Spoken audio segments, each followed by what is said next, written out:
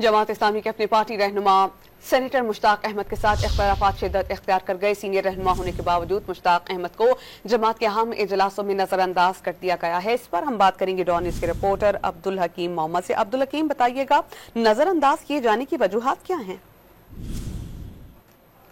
बात शिद्दत इख्तियार कर गए और जमात इस्लामी की जानिब से भी जितने भी इजलासें होती हैं या कोई मशावरत होती है तो सेनेटर मुश्ताक अहमद को नहीं बुलाया जाता। और दूसरी बात, जो धरना इस्लामाबाद में जमात इस्लामी का जारी है तो उसमें भी उन्होंने शिरकत की। तमाम को तकरीर का मौका भी नहीं दिया गया।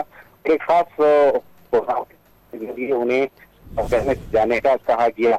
हम वो धरना छोड़कर चले गए बगैर तकरीर के। और वजह ये बताई गई है जमात इस्लामी पार्टी जराये के मुताबिक कि मुश्ताक अहमद ने इस्लामाबाद में एक धरना दिया था गजा मार्च के नाम से, और उसके बाद जो बनू में एक अमन रैली हुई थी उसमें शिरकत की थी। तो उनका कहना है कि ये पार्टी डिसिप्लिन के खिलाफ वर्जी थी, तो इस तरह इख्तिलाफ पैदा हुए। मुश्ताक अहमद जो हमें इस बार वो बात नहीं करेंगे।